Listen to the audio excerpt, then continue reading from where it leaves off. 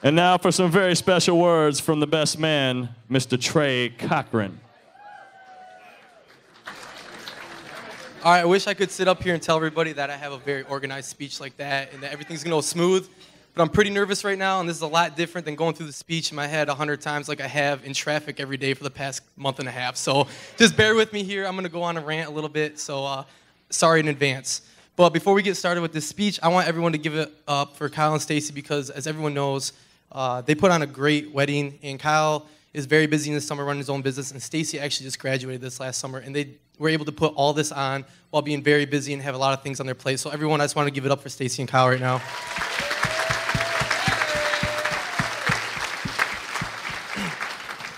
All right, if you're here, I'm assuming you know Kyle. Well, I at least hope so. You know Kyle a little bit. And if you know Kyle and you're part of his family or you're one of his friends, you've probably been helped out by Kyle at some point.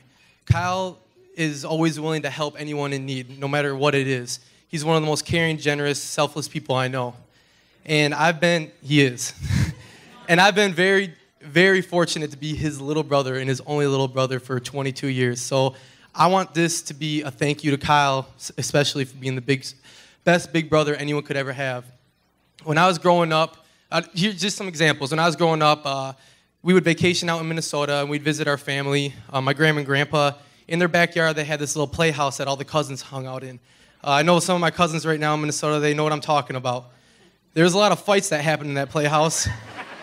I mean, I'm running the playhouse today. No, those are my dishes. I'm sitting over here, you know. But at the end of every Minnesota trip, I remember we'd pull off from Grandma and Grandpa's house, and everyone would be in the driveway waving, and me, Kyle, and Shane would be in the back seat crying, like, I don't want to go home, I don't want to go home. Well, one summer, I went home, and I said, you know what, I want to play house in my backyard. I want to play house I can play in and have my friends over.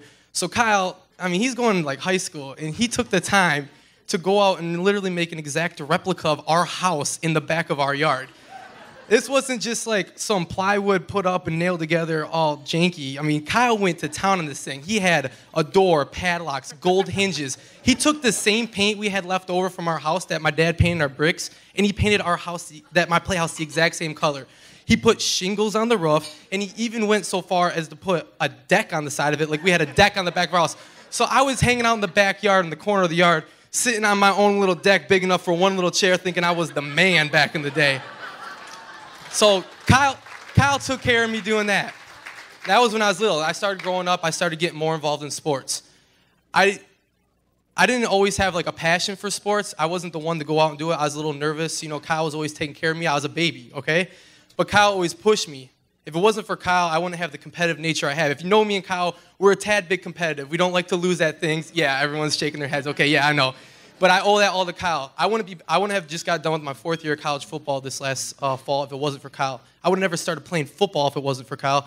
I was out there playing soccer, running around, you know, just having a good time, and Kyle was like, no, we're going to go sign you up for football. I was like, no, I don't want to go sign up for football. That kind of seems dangerous. He's like, no, we're going to go do it. I had the best time of my life. Kyle was always front row at every one of my games. He was the first text message I got after every game, first voicemail saying, Trey, good game, way to go, you're the man. So I want to thank Kyle for that too, because without sports, I don't know where I'd be right now either. So thank you, Kyle. After sports, you know, I'm growing up, I'm going through high school, and I need a job. Well, Kyle gave me my first job. I'm out there digging holes with Kyle. I got him yelling across the yard, Trey, I need some parts over here. Come dig this hole, you know, making me do all the grunt work. But hey, I loved it. I got to hang out with my brother every day working in the summer. What's better than that? So, Kyle, I want to thank you for my first job. Not only did Kyle give me my first job, but after I got my license, I mean, I'm in high school. I'm 16 years old. I'm a sophomore in high school.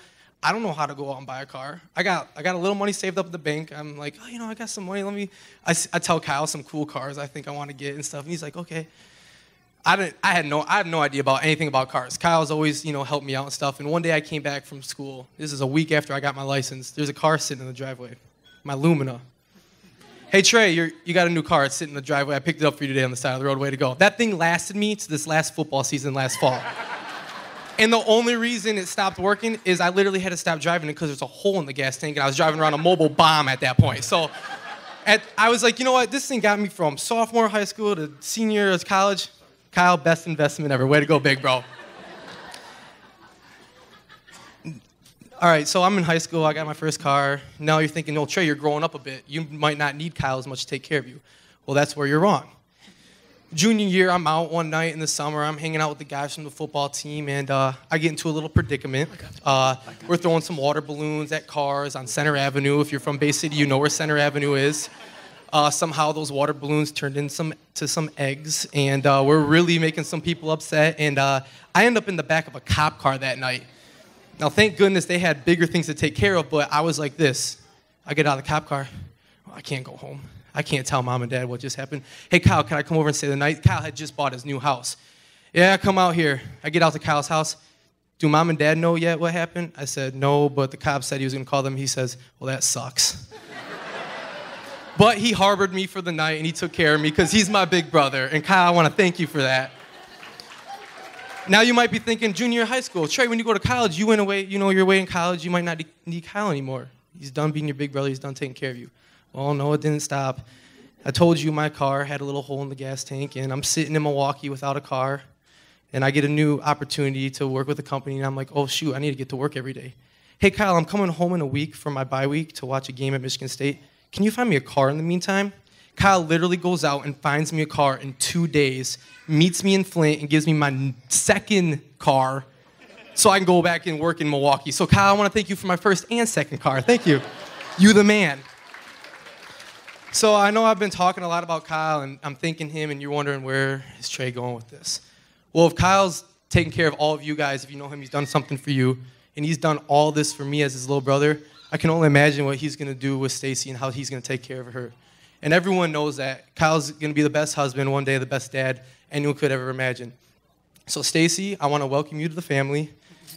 I got another sister, and I'm looking forward to family holidays and major get-togethers where Stacy comes downstairs and says, all right, Trey, Kyle, I think it's time to go to bed. The sun's coming up. We've been drinking a little too many beers, and she puts us to bed on the couch or something. So Stacy, I cannot wait for those days. I want to welcome the family, and to get the party started, Megan, Stacy, Kyle, me, we got to do a little something right here, so 1 second. This is their present, too, so. I don't know. Oops. I didn't know what a shot ski was until I went to school in Milwaukee, so thank you, Milwaukee, for this. But I got Kyle and Stacy a little shot ski to put up in the bar down in the basement. And we're all going to take some shots right now to get this party started, all right? How do you guys think about that? Let's do this. And I got Kyle some rum chata, which is a liquor that tastes like Cinnamon Toast Crunch, because we all know Kyle doesn't do shots. So, Kyle, I got you some milk, all right?